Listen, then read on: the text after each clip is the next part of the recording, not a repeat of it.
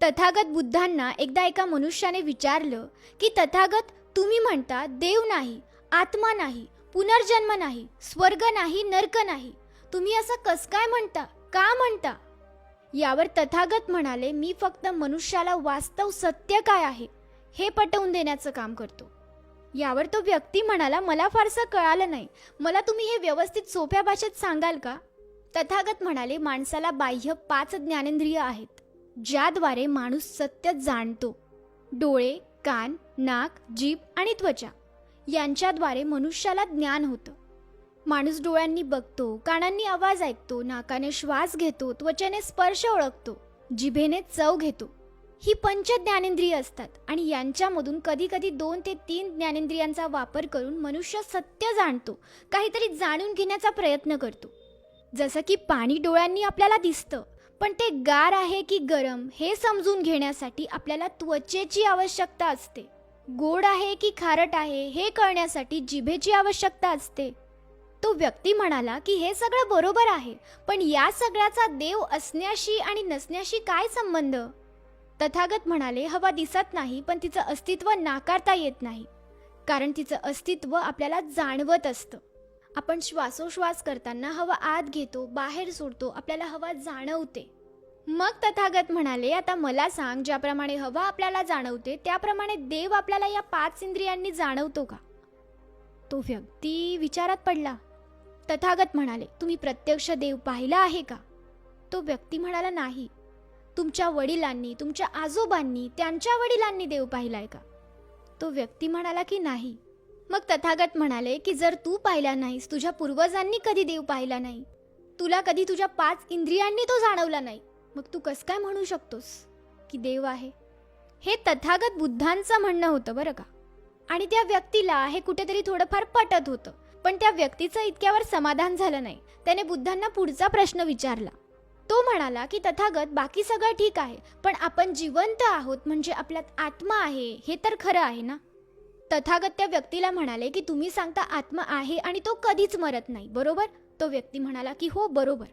मग तथागत म्हणाले की मला सांगा, माणूस मरतो म्हणजे नेमकं काय? तो व्यक्ती म्हणाला की आत्मा माणसातून निघून गेला की माणूस मरण पावतो. बुद्ध म्हणाले, मग मला सांग, आत्मा शरीर सोडतो की शरीर आत्म्याला सोडतो? तो व्यक्ती म्हणाला, कदाचित आत्मा शरीराला सोडतो, कुणीतरी कोणाला तरी सोडतं. बुद्ध म्हणतात, का सोडतो? कंटाळा आला म्हणून? तो व्यक्ती म्हणाला, नाही, माणसाचं आयुष्य संपल्यावर. यावर तथागत म्हणाले, मग जर तसं असतं तर सगळी माणसं 100 वर्ष जगली नसती का? असं कुणीही केव्हाही मरण का पावतं? आजारपणामुळे असेल किंवा कोणत्याही कारणाने असेल.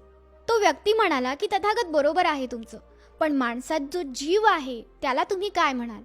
तथागत म्हणाले, ज्यावेळी तुम्ही दिवा पेटवता त्यावेळी त्या दिव्यात तेल असतं, तेलात वात असते आणि मग तुम्ही तो दिवा पेटवता. ती वात पेटवण्यासाठी तुम्ही अग्नी देता, बरोबर? मग मला सांग, ती वात विझते केव्हा? तो व्यक्ती म्हणाला की त्या दिव्यातलं तेल संपल्यानंतर वात विझते. तथागत म्हणाले, अजून ती वात केव्हा विझू शकते? तो व्यक्ती म्हणाला, कदाचित तेल असेल पण वात जळाली तरी सुद्धा ती विझू शकते. तथागत म्हणाले की अजून केव्हा केव्हा ती वात विझू शकते? तो दिवा अजून केव्हा विझू शकतो? त्या व्यक्तीला उत्तर आलं नाही. यावर तथागत म्हणाले की चुकून जोराचा वारा आला, कुणीतरी तो दिवा पाडला तरी सुद्धा ती वात विझू शकते. मग आपला देह म्हणजे ती पंती समजा आणि जीव म्हणजे ती आग. बुद्ध पुढे म्हणाले की सजीवाचा देह हा 4 तत्वांनी बनलेला असतो: पृथ्वी, आग, वायू आणि तेज. पृथ्वी म्हणजे घनरूप पदार्थ म्हणजे माती, आग द्रव पदार्थ म्हणजे पाणी, वायू म्हणजे वारा आणि तेज म्हणजे ऊर्जा, उष्णता. आणि या 4 पैकी ज्यावेळी एक पदार्थ वेगळा होतो त्यावेळी मनुष्य मरण पावतो. ऊर्जा बनणं थांबतं आणि याचमुळे मनुष्य मरण पावतो. पुढे बुद्ध म्हणाले, देव आहे की नाही, आत्मा आहे की नाही याचा फारसा विचार मी करत नाही. या निरर्थक गोष्टीसाठी धम्म वेळ वाया घालवत नाही. मनुष्य जन्माला आल्यापासून जेव्हा तो मरण पावतो तोपर्यंत तो कसे कार्य करतो, कसे कर्म करतो यावर धम्म विचार करतो. काय कर्म केल्यावर काय परिणाम होतात ते धम्म सांगतो. धम्म जिवंतपणी माणसाला स्वर्ग कसा उपभोगता येईल याची जाणीव करून देतो, याची शिकवण देतो. आणि जिवंतपणी माणसाला अज्ञानामुळे नरक भोगावा लागणार नाही यासाठी सुद्धा शिकवण देतो. धम्म म्हणजे अंधारापासून प्रकाशाकडे जाणे. या सगळ्या गोष्टी देवाबद्दल आणि आत्म्याबद्दल त्या व्यक्तीला बुद्धांनी सांगितल्या. तर याबद्दल तुम्हाला काय वाटतं? कमेंट करून सांगा.